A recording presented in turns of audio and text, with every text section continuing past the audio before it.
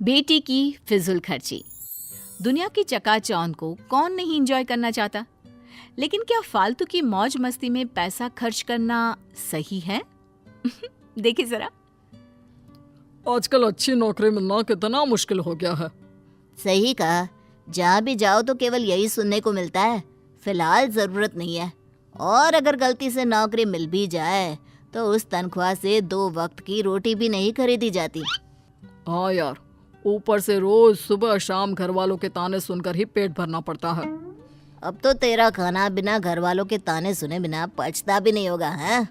क्यों, तेरे घर वाले कुछ नहीं कहते?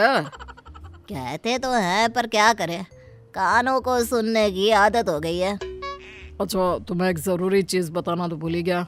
कल ना मुझे कमल का फोन आया था। कौन कमल? जो उस मोटे सेठ के दफ्तर में काम करता है? उसने बताया कि उसकी फैक्ट्री में कुछ काम है, उसे आदमियों की ज़रूरत है और तनख्वाह भी अच्छी है, तो चलते हैं क्या? अरे वाह, पूरे दिन भर में अब कोई अच्छी खबर जाकर मिली है।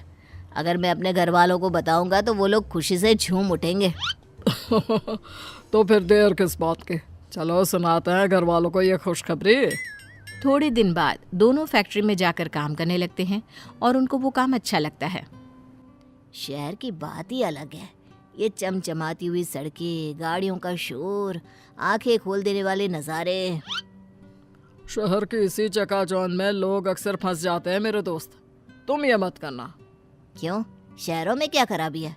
हमारी सारी ज़रूरतों का सामान यहीं मौजूद है और मैं तो खूब पैसे कमाऊंगा और यहीं एक अच्छा सा घर देखकर अपने परिवार के साथ बस भी जाऊंगा।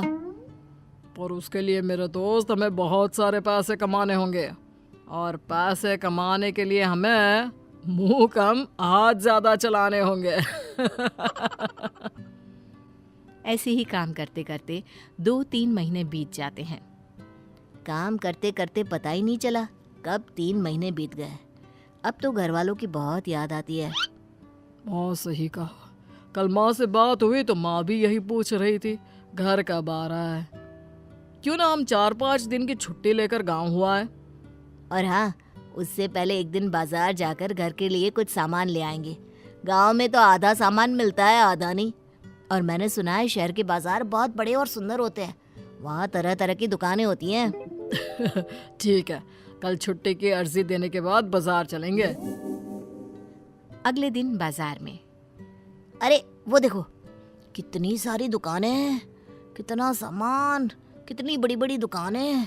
अरे देखो तो कितना सुंदर लग रहा है। अच्छा, पहले वो सामान ले ले जो लेने आए हैं। हाँ हाँ, क्यों नहीं। फिर उस दुकान से शुरुआत करें क्या? नहीं नहीं, मुझे लगता है उस दुकान से, वहाँ से हमें सस्ता और अच्छा मिलेगा। और तुम्हें ऐसा क्यों लगता है? क्या वो दुकान तुम्हारे रिश्तेदार की है? नहीं, तुम्हारे। अरे दिमाग के पैदल इंसान, क्योंकि वहाँ पर ज्यादा भीड़ है और दुकान में डिस्काउंट का ऑफर चल रहा है। तुम्हें तो सब पता है यहाँ के बारे में। अब चलोगे भी? हाँ हाँ चलो। अरे बस भी करो, कितना सामान लोगे?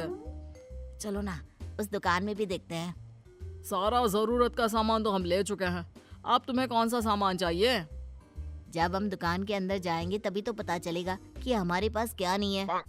बस ये आखिरी दुकान है, इसके बाद सीधा घर चलेंगे, ठीक है? ठीक है, पक्का। अब चलोगे भी अंदर? तुम्हें नहीं लगता कि तुमने आज काफी खरीदारी की है? मुझे तो और भी करनी थी, पर सोचा आज के लिए इतना काफी है। मुझे तो लगा कि तुम थोड़ी देर बाद मुझसे पैसे मांगने लगोगे। अरे वो तो मैं भूल ही गया था।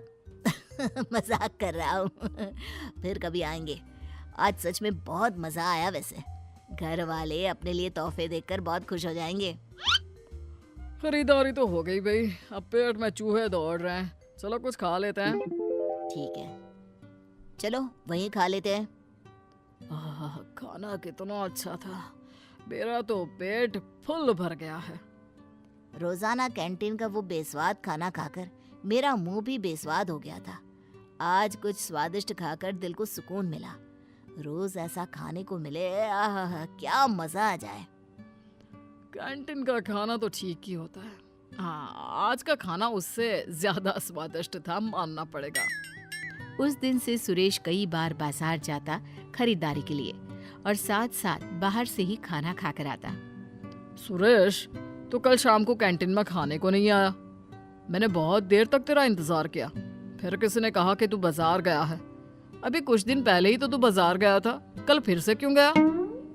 अरे कुछ दिन पहले जब मैं बाजार गया था ना, तो वहाँ एक बहुत बढ़िया जूते देखे थे, पर मैं ले नहीं पाया। और अब जब तनख्वाह आ गई तो कल ही मैंने वो जूते खरीद लिए। देख, आज मैं पहन कर भी आया हूँ।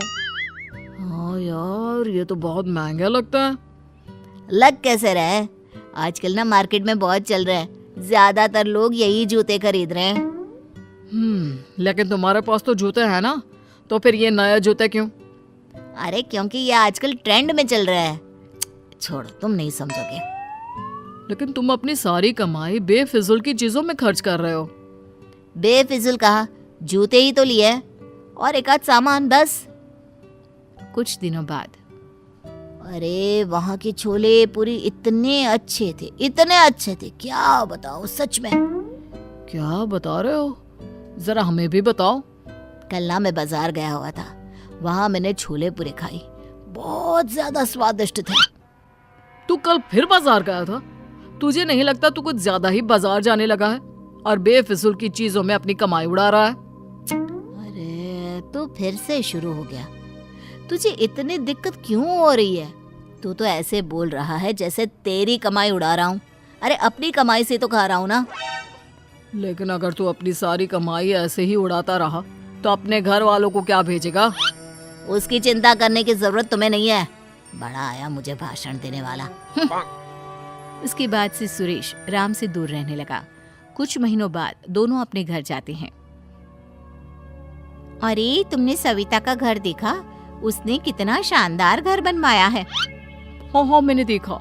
जैसा मकान शहरों में देखने को मिलता है ना। मैंने सुना है उसका बेटा राम शहर में नौकरी करता है, उसी की वजह से वहाँ एक पक्का मकान बनवा पाए। अब हर किसी की किस्मत सविता की तरह थोड़ी ना है।